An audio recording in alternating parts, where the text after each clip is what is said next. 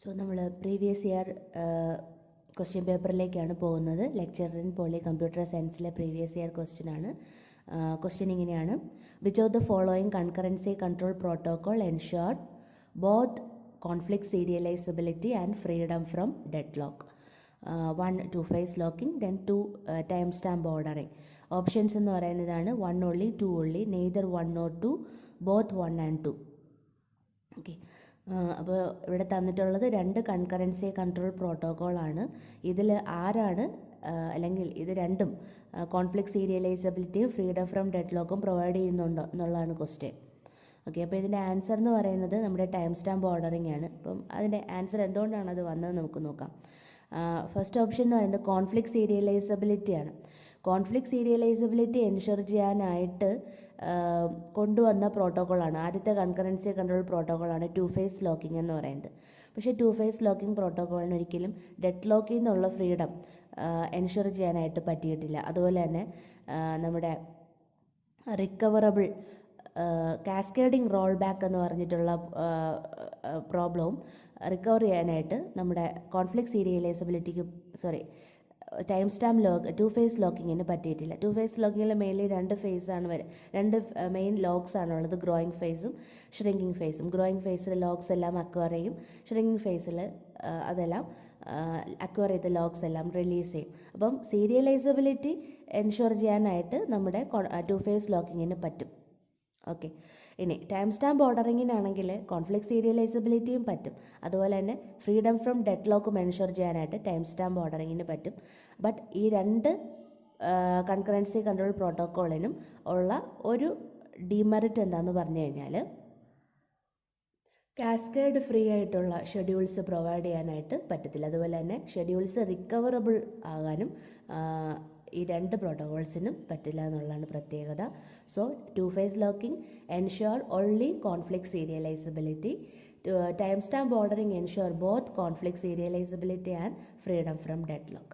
So the answer is time stamp ordering protocol. Okay, so next question എന്ന് പറയുന്നതാണ്: which of the following statement is false? Options: any relation with 2 attribute is in BCNF. A prime attribute can be transitively dependent on a key in a 3NF relation. A prime attribute can be transitively dependent on a key in a BCNF relation. Any relation with attribute is in BCNF. അപ്പോൾ ഇത്രയാണ് options. ഈ 2 ക്വസ്റ്റ്യൻസും നമ്മൾ മുന്നേ പറഞ്ഞ ക്വസ്റ്റ്യനും ഈ ക്വസ്റ്റ്യനും ഒക്കെ ഗേറ്റ് 2005 എന്നുള്ള ക്വസ്റ്റ്യൻസാണ്. ആ ക്വസ്റ്റ്യൻസാണ് PSC എടുത്ത് ചോദിച്ചിട്ടുള്ളത്, അവരുടെ ക്വസ്റ്റ്യൻ ആക്കി ഇട്ടിട്ടുള്ളത്. ഓക്കെ, അപ്പോൾ ഇവിടെ നമുക്ക് ഒരു നോർമലൈസേഷൻ കൺസെപ്റ്റ് ഉണ്ടെങ്കിൽ മാത്രമേ ഈ ഒരു ക്വസ്റ്റ്യൻ അറ്റൻഡ് ചെയ്യാനായിട്ട് പറ്റത്തുള്ളൂ എന്ന് തന്നെയാണ് എൻ്റെ ഒരു വിശ്വാസം.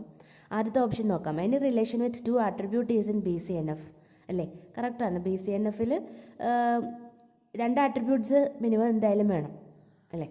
Then a prime attribute can be transitively dependent on a key in a 3NF relation. നമുക്കറിയാം, ഫസ്റ്റ് നോർമൽ ഫോമിൽ അറ്റോമിക് ആയിരിക്കണമെന്നും സെക്കൻഡ് നോർമൽ ഫോമിൽ ഫങ്ഷണൽ ഡിപ്പെൻഡൻസി പാടില്ല എന്നും അല്ലെങ്കിൽ പാർഷ്യൽ ഡിപ്പെൻഡൻസി പാടില്ല എന്നും ഫുൾ ഫങ്ഷണൽ ഡിപ്പെൻഡൻസി ഉണ്ടായിരിക്കണം എന്നും ആണ് നമ്മൾ പഠിച്ചിട്ടുള്ളത്. അതുപോലെ തന്നെ 3NFൻ്റെ പ്രത്യേകത എന്താണ്? ട്രാൻസിറ്റീവ് ഡിപ്പെൻഡൻസി ഒരിക്കലും അത് അലോ ചെയ്യത്തില്ല. 3NF does not allow transitive dependency എന്നാണ് നമ്മൾ പഠിച്ചിട്ടുള്ളത്. ബട്ട് ഇവിടുത്തെ ഓപ്ഷൻ എന്താ തന്നിരിക്കുന്നത് നോക്കിയേ. A prime attribute can be transitively dependent on a key in a 3NF relation. അത് പറ്റുമോ? തേർഡ് നോർമൽ ഫോമിൽ ട്രാൻസിറ്റീവ് ഡിപ്പെൻഡൻസി അലോ ചെയ്യുമോ? ഇല്ല. അപ്പോൾ തന്നിട്ടുള്ള സെൻറ്റൻസിൽ ആ സെക്കൻഡ് ഓപ്ഷൻ എന്ന് പറയുന്നത് എന്താണ്? ഫോൾസ് ആണ്. ഇനി നമുക്ക് അടുത്ത ഓപ്ഷൻ ഇങ്ങോട്ട് നോക്കാം. A prime attribute can be transitively dependent on a key in a BCNF relation. BCNF കേസിൽ നമുക്ക് പറയാനേ പറ്റില്ല. 3NF തന്നെ ട്രാൻസിറ്റീവ് ഡിപ്പെൻഡൻസിയെ അലോ ചെയ്യുന്നില്ല. അപ്പോൾ 3NF കഴിഞ്ഞിട്ടാണ് BCNF വരുന്നത്. അപ്പോൾ BCNFന് ആ പ്രോപ്പർട്ടി വരാനായിട്ട് പറ്റില്ല. ഓക്കെ, അല്ലെങ്കിൽ BCNFന് ട്രാൻസിറ്റീവ് ഡിപ്പെൻഡൻസിയെ കുറിച്ചിട്ട് ഒന്നുമേ തന്നെ പറയുന്നില്ലല്ലോ. തൊട്ട് മേളിലുള്ള ആൾ 3NF ആണ്. 3NFൻ്റെ പ്രോപ്പർട്ടിയാണ് ട്രാൻസിറ്റീവ് ഡിപ്പെൻഡൻസി അവോയ്ഡ് ചെയ്യും, അല്ലെങ്കിൽ അത് എടുക്കില്ല, അലോ ചെയ്യില്ല എന്ന് പറയുന്നത്. ഓക്കെ, അപ്പോൾ ദെൻ ഫോർത്ത് ഓപ്ഷൻ എന്ന് പറയുന്നതാണ് any relation with attribute is in BCNF. അതൊക്കെ ഓക്കെയാണ്. അപ്പോൾ നമ്മുടെ ഇവിടെ തന്നിട്ടുള്ളതിൽ തെറ്റായ സ്റ്റേറ്റ്മെൻറ്റ് ഏതെന്ന് ചോദിച്ചു കഴിഞ്ഞാൽ സെക്കൻഡ് ഓപ്ഷനാണ് a prime attribute can be transitively dependent on a key in a 3NF relation. 3NF ഒരിക്കലും ട്രാൻസിറ്റീവ് ഡിപ്പെൻഡൻസി അലോ ചെയ്യില്ല. സോ ആ ഓപ്ഷനാണ് ഫോൾസ് എന്ന് പറയുന്നത്. ഓക്കെ, അടുത്ത ക്വസ്റ്റ്യനിലോട്ട് പോവാം. Consider a relational schema R A B C D E H on which of the following functional dependencies hold. A implies B, BC implies D, E implies C, D implies A. What are the candidate keys of R? Options തന്നിട്ടുണ്ട്. അപ്പോൾ നമ്മുടെ ഇവിടുത്തെ question എന്ന് പറയുന്നത് എന്താണ്? നമുക്ക് candidate key കണ്ടുപിടിക്കണം. ആറിൻ്റെ കാൻഡിഡേറ്റ് കീ വേണം. അപ്പം ആറിൻ്റെ ഫങ്ഷണൽ ഡിപ്പെൻഡൻസീസ് ആണ് ഈ ബ്രാക്കറ്റിനുള്ളിൽ തന്നിരിക്കുന്നത്. ഓക്കെ, അപ്പം ഇതൊരു പ്രോബ്ലമാറ്റിക് ആയിട്ടുള്ളൊരു ക്വസ്റ്റ്യൻ ആണ്. സാധാരണ എല്ലാവർക്കും കാൻഡിഡേറ്റ് കീ കണ്ടുപിടിക്കാനായിട്ട് അറിയായിരിക്കും. ഇൻ കേസ് അറിയത്തില്ലെങ്കിലും വിഷമിക്കേണ്ട കാര്യമില്ല, ഞാൻ ജസ്റ്റ് പറഞ്ഞുതരാം. ഓക്കെ, ഇത് എളുപ്പമാണ് കേട്ടോ കണ്ടുപിടിക്കാൻ. നമ്മുടെ ആറിലെ റിലേഷനിൽ ഏതൊക്കെ ആട്രിബ്യൂട്ട്സ് ഉണ്ടോ ആ ആട്രിബ്യൂട്ട്സ് എല്ലാം കൂടി എഴുതി വയ്ക്കാം. അപ്പോൾ നമുക്കിവിടെ ആരൊക്കെയാണ് ഉള്ളത്? A B C D E H, ഇത്രയും ആൾക്കാരുണ്ട്. ഓക്കെ, ഇനി ഫങ്ഷണൽ ഡിപ്പെൻഡൻസീസ് ഇവിടെ തന്നിട്ടുണ്ടല്ലേ. A implies B. അപ്പോൾ എന്ത് ചെയ്യണം നമ്മൾ? എ ഇംപ്ലൈസ് ബി എന്നുള്ളത് ഇങ്ങനെ മാർക്ക് ചെയ്യാം. Then B C implies D. അപ്പോൾ ബി എന്നും സി എന്നും എങ്ങോട്ടേക്കാണ് പോയിട്ടുള്ളത്? ഡിയിലോട്ടാണ് പോയിട്ടുള്ളത്. Then E implies C. Then E implies C, ഞാനിവിടെ വച്ചിട്ടുണ്ട്. Then D implies A. D ഇതാണ്, ഡി ഇംപ്ലൈസ് എ. ഇത്രയും വരച്ചു. ഇനി നമ്മൾ എന്താ ചെയ്യാൻ പോകുന്നതെന്ന് പറഞ്ഞാൽ ഇതിനകത്ത് ഇൻകമിങ് എഡ്ജസ് ഇല്ലാത്ത ആട്രിബ്യൂട്ട്സ് ഏതൊക്കെയാണ് എന്ന് നോക്കും. ഇൻകമിങ് ഇല്ലാത്ത ആരൊക്കെയാണെന്ന് നോക്കും. എയിൽ ഇൻകമിങ് ആരോ ഉണ്ടല്ലേ, ബിയിൽ ഇൻകമിങ് ആരോ ഉണ്ട്, സിയിൽ ഇൻകമിങ് ആരോ ഉണ്ട്, ഡിയിലും ഉണ്ട്. ഇയിൽ ഇൻകമിങ് ആരോ ഉണ്ടോ? ഇല്ല. ഈ ഇന്ന് ഔട്ട് ഗോയിങ് മാത്രമേ പോയിട്ടുള്ളൂ. അതെ, ഈ ഇന്ന് ജസ്റ്റ് സിയിലോട്ട് ഔട്ട് ഗോയിങ്ങേ പോയിട്ടുള്ളൂ, ഇയിൽ ഇൻകമിങ് വന്നിട്ടില്ല. അതുപോലെ തന്നെ എച്ച് ഇവിടെ ഐസൊലേറ്റ് ചെയ്ത് നിൽക്കുകയാണ്. സോ നമുക്ക് എച്ചിനെ കളയാൻ പറ്റുമോ? കളയാനും പറ്റില്ല. അപ്പോൾ നമ്മൾ എന്ത് ചെയ്യണം? കമ്പൈനായിട്ട് ഇൻകമിങ് എഡ്ജസ് ഇല്ലാത്ത ഏതൊക്കെ ആട്രിബ്യൂട്ട്സ് ആണോ അവർ ഞാൻ ഇങ്ങോട്ടേക്ക് എഴുതിയിട്ടുണ്ട്. എന്നിട്ട് ഇവരുടെ ക്ലോഷർ കണ്ടുപിടിക്കണം. ക്ലോഷർ എന്ന് പറഞ്ഞാൽ നമുക്കറിയാമല്ലോ, ക്ലോഷർ പ്രോപ്പർട്ടിയിൽ ഓൾറെഡി അവരുണ്ടാവും. ഏത് ആട്രിബ്യൂട്ടിൻ്റെ ക്ലോഷറാണോ എടുക്കുന്നത് അവരെ നമ്മൾ ആദ്യം എഴുതണം. എന്നിട്ട് അവിടെ നിന്ന് എങ്ങോട്ടേക്കൊക്കെ പോകുന്നോ അവരെ എല്ലാവരെയും കണ്ടുപിടിക്കണം.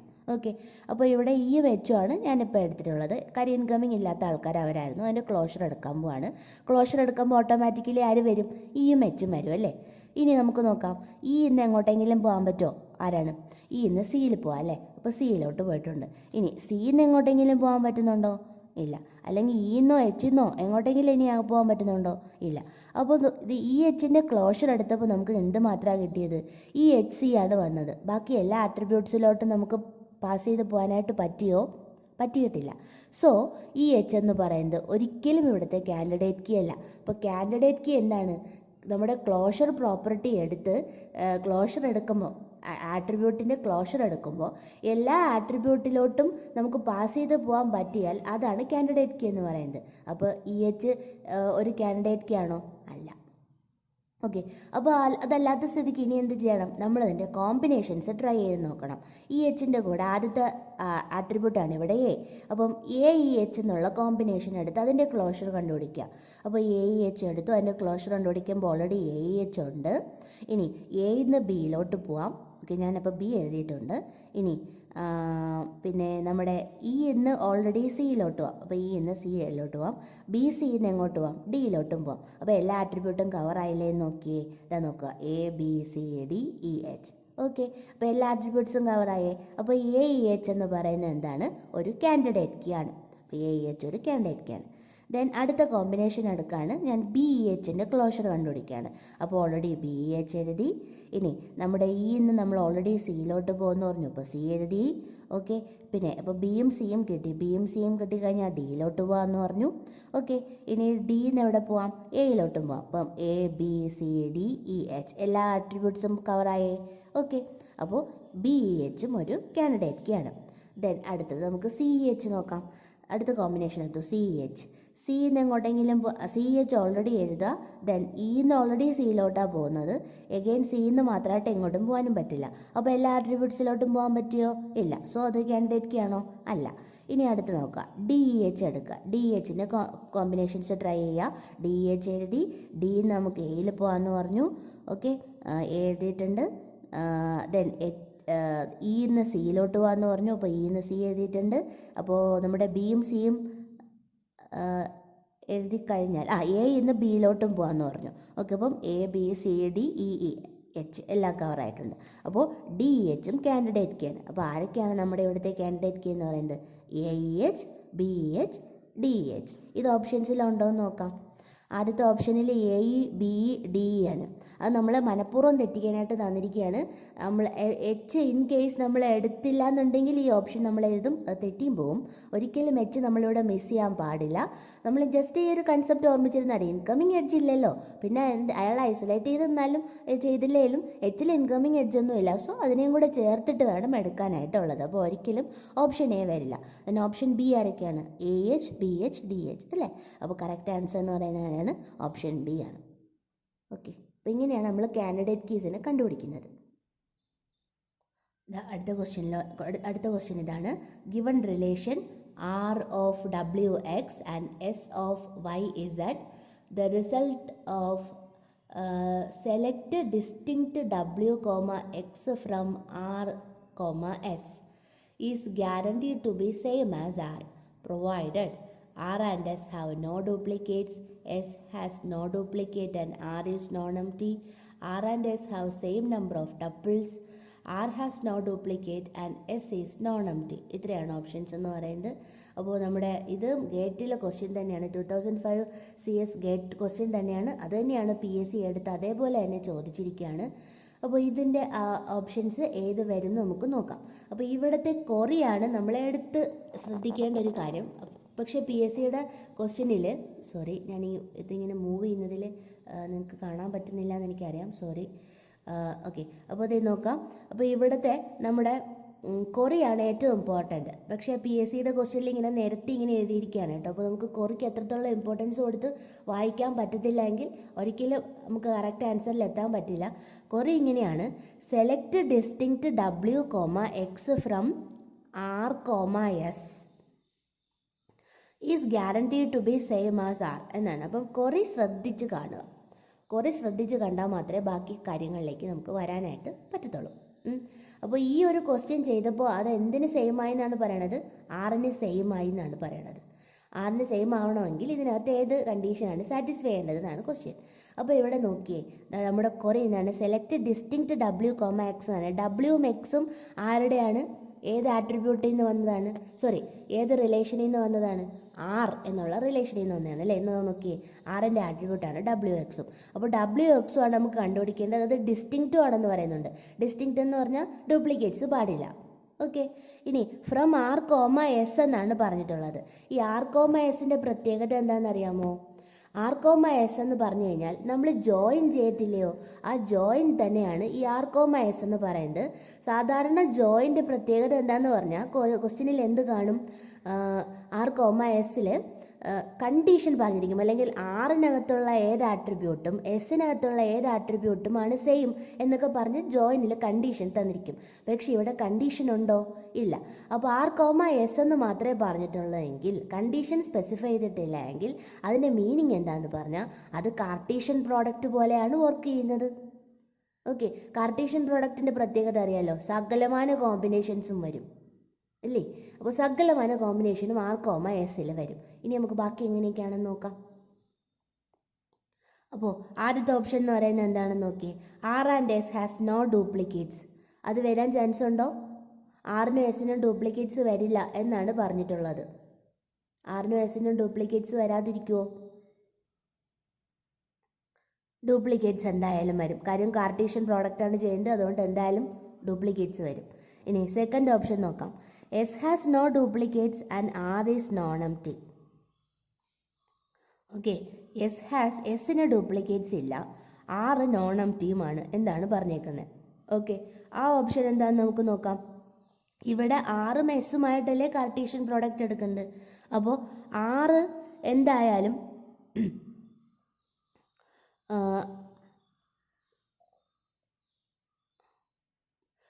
എന്തായാലും ഡിസ്റ്റിങ്ക്റ്റ് എന്ന് പറഞ്ഞിട്ടുണ്ട്. അപ്പോൾ ആറിൻ്റെ പാർട്ടാണ്, ആറിൻ്റെ ആട്രിബ്യൂട്ടാണ് Wയും Xും. അപ്പോൾ ഈ ആറിൽ കിട്ടുന്ന ഔട്ട്പുട്ടിലാണ് അല്ലെങ്കിൽ ഔട്ട്പുട്ട് റിസൾട്ടിലാണ് ഡിസ്റ്റിങ്ക്റ്റ് പറഞ്ഞിട്ടുള്ളത്. അപ്പോൾ ആർ എന്തായാലും നമ്മുടെ ഡ്യൂപ്ലിക്കേറ്റ്സ് കണ്ടെയ്ൻ ചെയ്യുന്ന ഫീൽഡിലല്ലേ വരത്തുള്ളൂ. ആർ എം ടി ആണോ നോൺ എം ടി ആണോ നമുക്കൊരിക്കലും പറയാൻ പറ്റില്ലല്ലോ. അപ്പോൾ ഈ ഓപ്ഷനും അല്ല. ഓക്കെ, ഫോർത്ത് ഓപ്ഷൻ എന്താണെന്ന് നോക്കിയേ. ആർ ഹാസ് നോ ഡ്യൂപ്ലിക്കേറ്റ്സ് അല്ലേ. ആറും എസും ആയിട്ടാണ് കാർട്ടീഷ്യൻ പ്രോഡക്റ്റ് എടുക്കുന്നത്. ആറിൻ്റെ ആട്രിബ്യൂട്ടാണ് ഡബ്ല്യു എക്സും. അത് ഡിസ്റ്റിങ്ക്റ്റ് എന്നാണ് പറഞ്ഞിട്ടുള്ളത്. സോ ആർ എന്ന് പറയുന്നതിനകത്ത് അപ്പോൾ ഡ്യൂപ്ലിക്കേറ്റ്സ് വരുമോ? ഇല്ല, ആറിന് ഡ്യൂപ്ലിക്കേറ്റ്സ് വരില്ല. അതുപോലെ തന്നെ ആറും എസും ആയിട്ട് കാർട്ടീഷ്യൻ പ്രോഡക്റ്റ് എടുത്തു. എസ് എം ടി ആണെന്നുണ്ടെങ്കിൽ ഒരു എം ടി ആയിട്ടുള്ള ഒരു ടേബിളുമായിട്ടാണ് നമ്മൾ കാർട്ടീഷ്യൻ പ്രോഡക്റ്റ് എടുക്കുന്നതെങ്കിൽ റിസൾട്ട് എം ടി ആയിരിക്കത്തില്ലേ. ഇവിടെ റിസൾട്ട് എം ടി ആണോ? ഈ സെയിം ടു ബി ആർ എന്നല്ലേ പറഞ്ഞിട്ടുള്ളത് അല്ലേ. അപ്പോൾ ആറ് തന്നെ നമുക്ക് കിട്ടണം എന്നുണ്ട് എങ്കിൽ എസ് എന്തായാലും എം ടി ആവാൻ പാടുണ്ടോ? ഇല്ല. അപ്പോൾ എസ് നോൺ എം ടി ആണ്. അപ്പോൾ നമ്മുടെ ഓപ്ഷൻസ് ഒന്നും കൂടെ നമ്മൾ നോക്കുകയാണെങ്കിൽ എന്താ കറക്റ്റായിട്ട് വരുന്നത്? R has no duplicates and S is non empty. S non empty ആയിരുന്നാൽ മാത്രമേ നമുക്ക് കാർട്ടീഷ്യൻ പ്രോഡക്റ്റ് ചെയ്യാനും പറ്റത്തുള്ളൂ. ആറ് ഡിസ്റ്റിങ്ക്റ്റ് ആയതുകൊണ്ട് തന്നെ ഡ്യൂപ്ലിക്കേറ്റ്സും വരില്ല. So R has no duplicate and S is non empty. Okay, thank you. അപ്പോൾ ഇത്രയാണ് ഇന്നത്തെ questions. Thank you for watching.